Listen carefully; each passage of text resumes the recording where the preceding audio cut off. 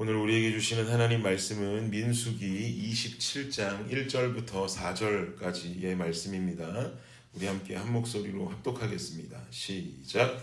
요셉의 아들 므낫세 종족들에게 므낫세의 현손 마길의 증손 길르앗의 손자 헤벨의 아들 슬로브앗의 딸들이 찾아왔으니 그의 딸들의 이름은 말라와 노아와 호글라와 밀가와 디르사라.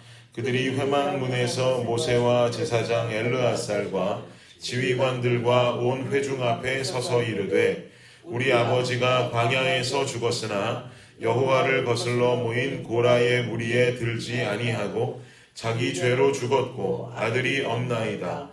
어찌하여 아들이 없다고 우리 아버지의 이름이 그의 종족 중에서 삭제되리이까?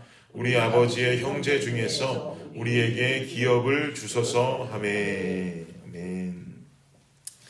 네, 우리는 어제의 말씀을 통해서 아직 가나안과 모든 전쟁을 치르지 않았는데도 땅 분배에 관한 이야기들이 펼쳐지는 장면을 우리는 보았더랬습니다. 이 말인즉슨 이미 하나님께서 가나안 전쟁은 승리가 예비되었다라고 하는 것을 말씀하는 증거가 된다라고 제가 이야기 드렸지요. 그리고 말씀은 26장이 마무리되고 27장으로 넘어오게 되고요. 27장에는 한 이스라엘의 가문에 관한 이야기가 등장하고 있습니다. 1절과 2절 말씀을 좀 우리 다시 한번 보시면 1절, 2절을 한번 다시 읽겠습니다. 시작.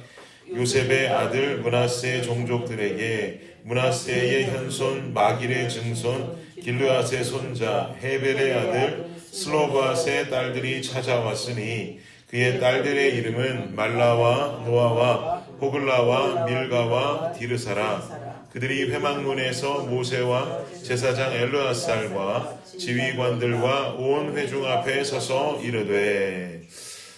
굉장히 긴 글로 설명되어 있는 슬로브앗이라고 하는 사람이 있고 그 슬로브앗이라고 하는 사람의 딸들이 등장합니다.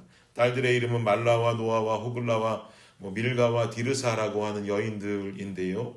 그런데 이 여인들이 회막문 앞으로 나와서 모세와 제사장 엘르앗살과 지휘관 그리고 온 회중들 앞에 서서 자신들의 처한 상황에 대해서 막 설명하기 시작하죠.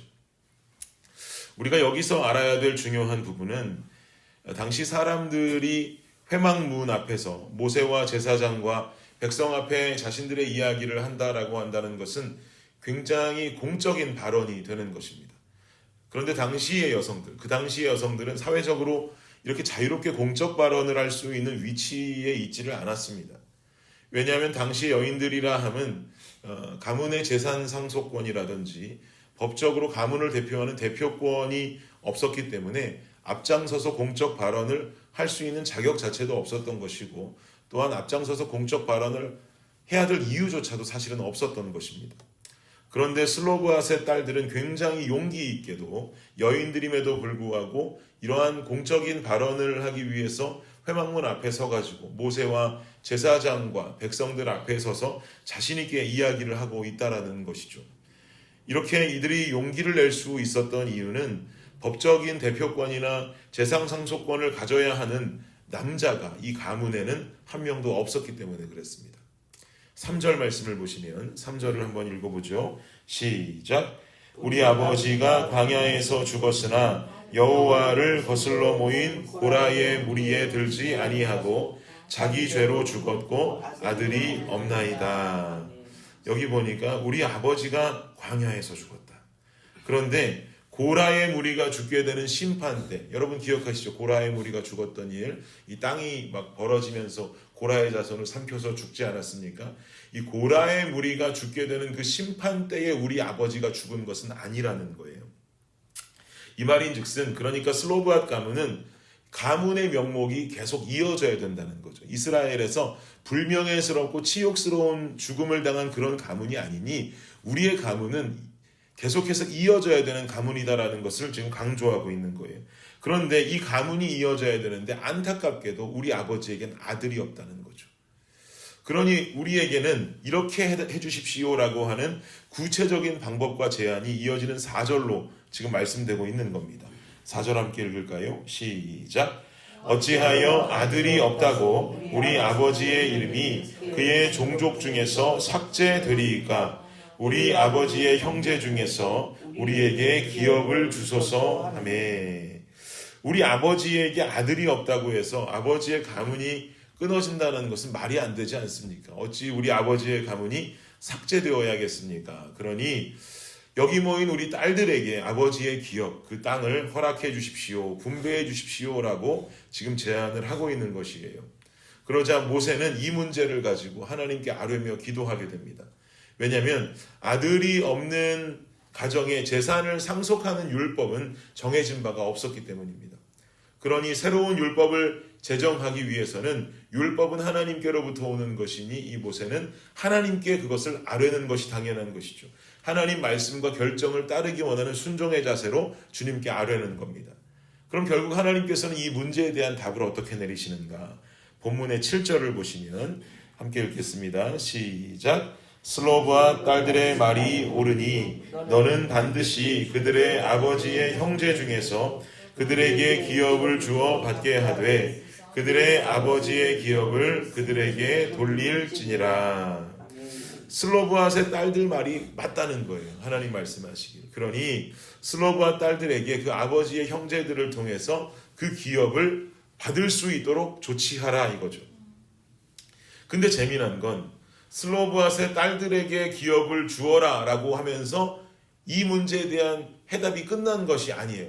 그렇게 주어라, 아버지 형제들로부터 그 딸들이 기업을 물려받을 수 있도록 해주어라 라고 하고는 그 다음 이야기가 연결되는 것이 아니라 그 이어지는 이야기를 보니 좀 더 구체적인 이야기가 전달되는데 8절에서 10절을 보시면 너는 이스라엘 자손에게 말하여 이르기를 사람이 죽고 아들이 없으면 그의 기업을 그의 딸에게 돌릴 것이요. 이건 슬로브앗 딸들에 관한 이야기죠. 근데 그 뒤에 보니까 딸도 없으면 그의 기업을 그의 형제에게 줄 것이요. 형제도 없으면 그의 기업을 그의 아버지의 형제에게 줄 것이요. 라고 하면서 구체적인 지금 법안들이 그 당시 백성들의 법안들이 지금 만들어지고 있습니다. 이 일을 토대로 지금 슬로브앗 딸들이 제안한 이 제안의 사건을 토대로 슬로브앗의 딸들과 동일한 어려움을 겪고 있는 자들이 이 슬로브앗의 딸들만 있는 것이 아니겠죠. 그런 동일한 어려움을 겪고 있는 자들 그리고 슬로브앗의 딸들보다 더 큰 어려움을 겪고 있는 자들을 위한 율법을 새롭게 지금 구체적으로 제시하고 있는 것입니다. 이 모든 것의 시작은 슬로브앗의 딸들의 공적 발언을 통해 이루어졌다라고 하는 거죠. 사랑하는 여러분, 언뜻 보면 이 슬로브앗의 딸들은 자신들의 입장과 자신들의 재산을 차지하기 위해서 자신들을 위해서 용기를 내는 것 같이 보여지지만 실상은 그것이 아니라 하나님의 언약 안에서 자신의 가문이 삭제되지 않기를 바라는 마음에 용기를 내서 고백한 믿음의 고백이 되는 것입니다. 우리 가문을 지켜주십시오. 우리 가문이 삭제되지 않도록, 우리 가문이 사라지지 않도록 주님께서 붙들어 달라고 고백하는 장면으로 우리는 보아야 됩니다. 즉 그들의 요청은 자신들의 자기 권리만을 주장하는 것이 아니라 하나님의 약속을 향한 믿음의 간구였다라고 하는 것이죠.